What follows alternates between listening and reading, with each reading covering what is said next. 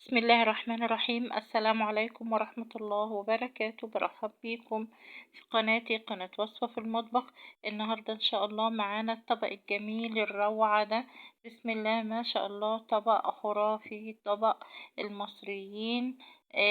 الثروة بتاعتنا والتراث بتاعنا والحاجة الجميلة جدا جدا، المأكولات اللي احنا مشهورين بيها. آه زي ما انتوا شايفين كده، الطبق ده طبعا غني عن التعريف. كلكم اول ما بتشوفوه او هتشوفوه هتقولوا عليه طبق العدس. آه، زي ما انتوا شايفين كده، الطبق ده يا جماعة ما شاء الله بينفع في اي وقت من اوقات اليوم. يعني لو فطرنا بيه هيمشي، اتغدينا اتعشينا هيمشي. ليه طرق كتير جدا جدا في اعداده وتجهيزه. من ضمنهم الطريقة بتاعتنا بتاعت النهاردة. يلا هنشوف النهاردة ان شاء الله هنعمله ازاي. معايا عدس ربع كيلو بس يا جماعة، مفيش غيره. طبعا نقيته وغسلته وحطيته في الحلة بتاعتي وغطيته بالمية، يعني فوق وكده بحوالي يعني ايه 3 قراريط كده او 3 صوابع المية. وزي ما انتوا شايفين في مكون اساسي وجميل جدا، ومن غيره الوصفة شكلها وطعمها بيختلف.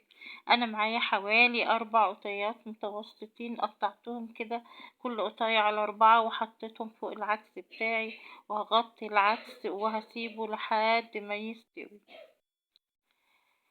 أثناء ما بيستوي العدس عشان ما اضيعش وقتكم كده ولا وقتي، هجيب الشعرية في مادة دهنية سواء زيت أو عدس أو سمن، وهحمر الشعرية بتاعتي.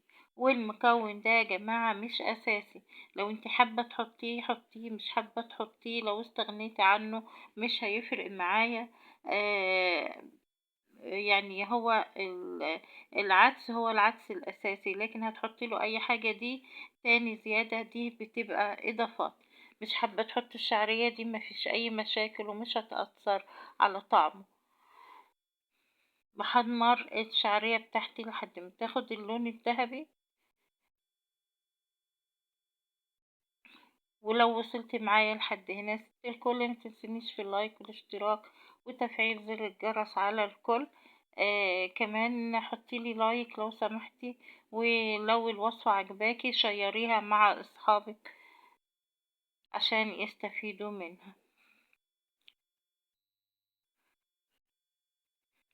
استمر في تقليب الشعرية لحد ما تاخد معايا اللون الذهبي.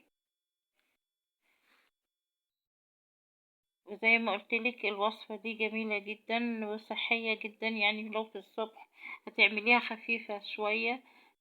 هتشرب الصبح، تشربيها كده مع يعني لقمتين عيش سواء ناشفين او تراي، مش بتفرق. احسن طبعا من الفول والطعمية والكلام ده. بس خدت اللون الذهبي اهي زي ما انت شايفة، بوريكي اللون ده كده، اللون الذهبي بتاعها اللي احنا عايزين نوصله. كده بالنسبة لي جميلة جدا جدا، مش عايزة اكتر من كده. شايفة اللون ما شاء الله لا قوة الا بالله.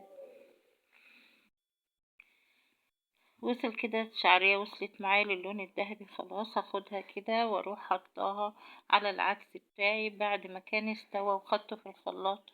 ضربته في الخلاط ناعم معايا زي ما انتوا شايفين كده. وحطيته على النار علشان يغلي، وحطيت معاه الشعرية عشان كمان اثناء العدس ما بيغلي الشعرية تستوي معانا. واقلبهم كده في بعض، وتاني ايدي فيهم مش هسيبهم عشان ما يلزقش في القاع بتاع الحلة. معايا بصلة صغيرة قطعتها مش كبيرة، بصلة صغيرة هقطعها كده قطع صغيرة جدا جدا على ايدي. انا مرضتش اعملها في الكبة عشان متبقاش ناعمة جدا. قطع صغيرة بس مش ناعمة قوي قوي. هحمرها كده. اثناء ما بحمر البصلة ايدي مع العدس كده بتقلب فيه باستمرار. يعني انا ايدي في مع البصلة وايدي في نفس الوقت مع العدس بقلب فيه.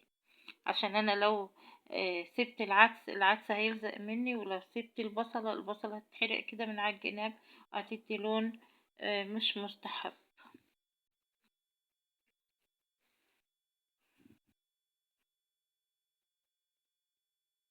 تنسيش اللايك والاشتراك وتفعيل زر الجرس والمشاركة مع حبايبك واصحابك. زي ما انت شايفة كده بقلب في البصلة، عايزاها توصل معايا لمرحلة كويسة. زي ما انت شايفة البصل كده عايزاه يحمر. احرصي انك انت متحمريش البصل قوي عشان ما يبقاش يعني مضر على الصحة. يعني يدوب كده يصفر وياخد لون ذهبي خلاص، يبقى خلاص خلص معايا. قلب فيه جامد عشان ما يتلسعش معايا ويعمل لون مش ظريف. برضو زي ما قلتلك قبل كده ايدي على طول في العدس عشان ما يلزقش مني في قاع الحلة. ابتدت تغلي ما شاء الله. طبعا خدي بالك لما بتغلي القوام بتاعها بيبتدي يتخن شوية عن القوام اللي انتي لما بتيجي تحطي تزودي المية عليه. طبعا كل ما يغلي كل ما القوام بيربط شوية او بيتخن شوية. زي ما انت شايفة كمان اثناء الغلي كده دي مرحلة سوى الشعرية كمان، لان احنا حمرناها وحطيناها فهي لسه مقرمشة كده مش مستوية. فكده الشعرية بتستوي وفي نفس الوقت العدس بياخد له كام غلوة كده أثناء تسوية الشعرية. البصلة معايا زي ما انت شايفة كده بتحمر، لسه ما وصلتش للون المطلوب. عايزة اقولك الست المصرية ست شاطرة جدا جدا واقتصادية جدا، وتعرف توفر في بيتها وتعرف تدبر بيتها بالقليلة قبل الكتيرة. فاحنا ده ما يعمل لناش اي ازمة ان احنا عندنا او ما عندناش، معانا او ما معناش.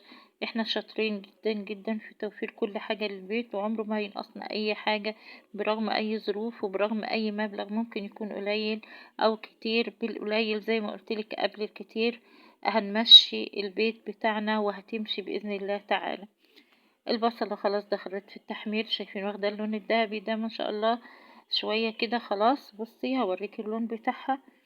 بصي ما شاء الله اللهم بارك. العدس بيغلي زي ما انت شايفة. اخد البصل بتاعي خلاص كده حلو قوي قوي، ما زودتش لون البصل عن كده. حلو قوي اللون ده تمام كده. كده تمام. بوريك اللون ما شاء الله كده اللون جميل جدا اللهم بارك. وهاخد البصلة بتاعتي كده واروح حطاها على العدس بتاعي زي ما انت شايفة كده، وبرضه هسيبه يغلي غلوتين اتنين بس مفيش غيرهم. هقلب كده،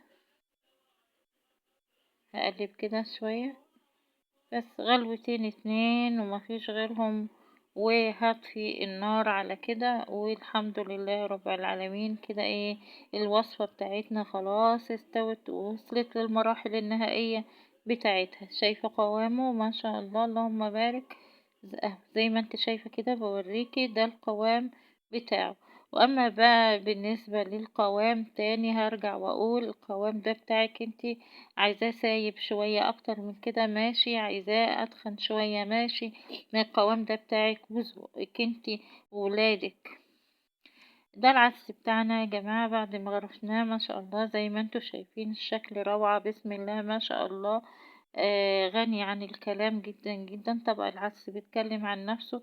الريحة اللهم بارك الريحة جميلة جدا جدا. ما شاء الله جايبة من آخر الدنيا بسم الله ما شاء الله. بالإضافة لأن الطعم اللهم بارك جميل جدا. يلا زي ما قلتلك كده هاتي خضرة وهاتي عودين بصل وهاتي رغيفين عيش بلدي وعودي انتي ولادك وكلي بالهنا الشفا. آه